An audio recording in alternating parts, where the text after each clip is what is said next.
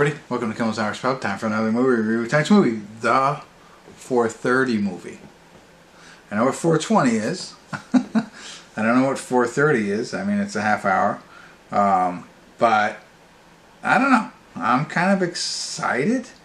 It just popped up. It came up, like, again, I think it's Voodoo.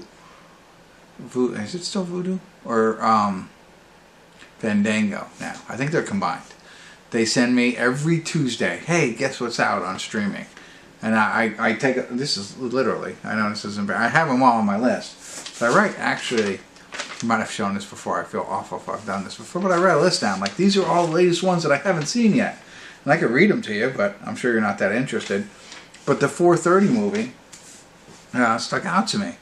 6.1 on IMDb, 1,235 people rated it so far. A group of teens in the 1980s spend a day theater hopping. Okay. Alright, so that's different than what I thought, you know, the 4:30 movie. For the meaning of 4:20 is Kate Milucci. I don't know how you say her name. I recognize her. Otherwise, I don't recognize anybody else. So I'm really... Oh, Genesis Rodriguez. I think I know her too. Oh, Justin Long. Okay. And these could be just little small cameos. I don't know. But very little do I know about this. It's a comedy. I'm excited. An hour and 27 minutes long. I mean, you're not going to waste a lot of time, or you're going to have the best 1 hour and 27 minutes that, you know, you can. And I'm just trying to see. I don't know if it's... For some reason, I think it's Kevin Smith movie, but I don't see that anywhere. Because I'm really bad at looking these kinds of things and seeing who does it. You know, I don't always mention that. But anyway, I don't know. I'm looking too much at my phone and not at you. Let's look at the movie. 4:30. The 4:30 movie. Kids in the 80s. I don't know. I'm excited. I'm setting my... how am I setting my expectations? I'm kind of excited. So I'm going to set them high and hope it's a good one. And I hope it's one of those that, like, maybe not everybody's going to like, but we are. So, let's see. Let me get into it, find out what it's about, give you a better idea, see if there's anybody else we know in it, and I'll let you know what I think. So stick around, I'll be back.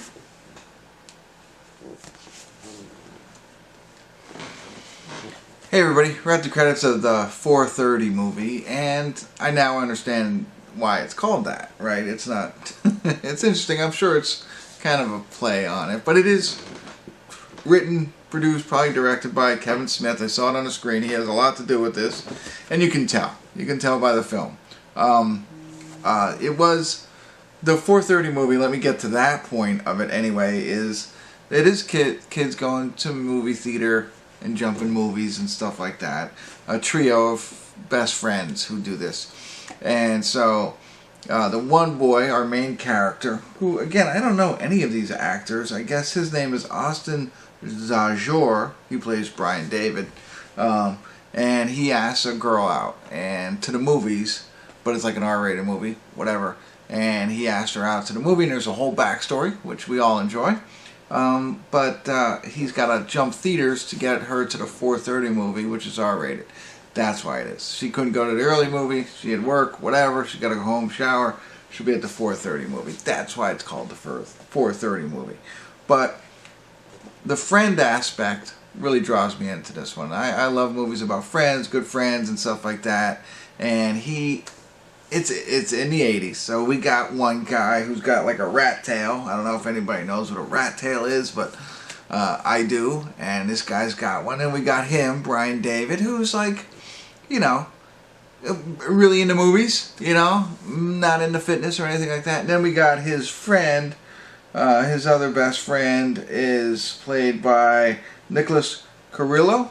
Kind of like, when I saw him, Skeet Ulrich, I thought he was his son. That's who he looks like. He looks like Skeet Ulrich at a very, very young age. Almost could be his son.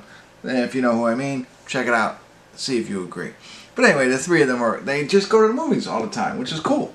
Oh wow, now they have a post-credit scene. They allude to this throughout the movie. I couldn't wait. I do want to see what this post-credit scene, they do allude to it, because they talk about movies the entire time, and they make a lot of cool jokes about things in the future. You know what I mean? Like movies and I don't want to give them away, but like, and not just movies, but you know, current events. Not current events, but I don't know, stuff that happens because this movie takes place in the 80s, and they say this and that. So I do laugh at that. I thought that was funny to like do that kind of stuff. The example of like, you know, Star Wars. Like, next thing you know, they'll make movies about movies 1, 2, and 3, right? Obviously in the 80s we didn't know that. So like those kind of jokes, and there's a couple of them in there that made me laugh. I like the camaraderie between friends. Good stuff. I love the budding young relationship, you know, between the two of them. That was enjoyable. What I didn't really like, and I thought I like him. Normally, I got to get his name. It is Jeong, who is very funny. You know, in The Hangover, in different things. I think he was in Parks and Recreation, if I'm not mistaken. I don't know. He's in a lot of different things, and he's funny. But in this, it was just too much. It took away from what I wanted in the movie. Like, I like the three guys trying to make this all happen. I get, you know, somebody's got to be the bad guy, and it's got to make it difficult on the ultimate plot of the movie, right? What they want to end up happening. But it was just too much for me that I think pulled away from the other comedy, which was more under the surface than his over the top. I don't know if that makes sense, but I don't know. I like him. Again, could be good for a little bit here and there, but then just too much for me. And I think I said all of the cameos were fun. I like that a lot. I didn't even I thought of it initially, like, hey, there's going to be cameos if it is Kevin Smith, which is great.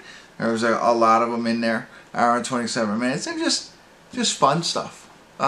Just the way that they worked them in. I like that. The only other thing, and I feel bad for saying that, the first reference, I'm not going to ruin it for you, but the first reference I thought was great. And you'll know what I mean if you watch the entire film. So at the end of the film, there's a nice reference. And I had to start looking things up. Because he plays Brian David in this film. And I was like, wait a minute. Anyway, I like that. I can't wait to see what this next one is, because I think that's going to be awesome. I felt, here's, just open, like, right? So the whole thing is to get to this 4:30 movie so they can have their date, that kind of thing. And there's a lot of stuff going on. I felt the struggle wasn't enough. Like, they say they spent the whole day trying to make this happen. I didn't feel that. Not that you necessarily need to. I think there's got to be a little bit more, but hour and 27 minutes, I think, I get it. You can only squeeze so much in. So, in the end, if you're a fan of all of his other movies, his early stuff, especially Clerks, if you will, Jay and Silent Bob, that whole gang, I think you'll like this. I don't think it's the same, but it's a more, I don't want to say subdued, but milder type movie than those types of movies. But it's got that same feel to it, I think. Definitely worth the watch. I know I'm a little bit more critical about the movie manager, but otherwise I'm glad I watched it. I think it worked. It was worth it. And there you go. I do want to, I'm kind of going because I want to see what this post-credit scene. So there's one post-credit scene, and now there's another one. And like I said, they allude to it throughout the movie because these guys are movie lovers. And I think about it as, I'm going to sidetrack real quick before I jump. I think it's interesting. I don't really talk enough about, like, the directors. I reference directing, producing, writing, acting, all that stuff. And I know all the actors. I don't think I've done a good job of, like, recognizing the directors and knowing, like, hey, this film, like Kevin Smith, obviously, I know that one. I talked a lot about that. And I'm not saying it because the movie's Kevin Smith, but they relate it in the movie. These kids are moviegoers. They've gone to the movies. They've seen this one movie, Astro Blaster, 13 times. But he can reference different directors. And, what was her name? Genesis Rodriguez is in it. She's like an usher. And she loves movies. And like they go back and forth about, oh, I love that, you know, oh, you know who that director is. Like, I got to get better at that, I think, if I want to continue to do this. Just for my own sake. I mean, I know I'm not that entertaining, but maybe that would bring some more, but I think it would help me a lot more in my movie watching screen. So I'm going to make that promise to you, getting into directors a little bit more, understanding going forward. I know a lot of them. I don't talk about them. I will. I don't know if that'll entertain you anymore or not, but there you go. That's it. I'm going to go, and the screen says right now, because I paused it, and since you waited this long, so I'm going to go into it and see what this post-credit scene is. If it's something I need to tell you about, I'll come back, but if not, you check it out. Let me know what you think if you do watch this movie. All right, thanks for tuning in. Kimmel's Irish Pub.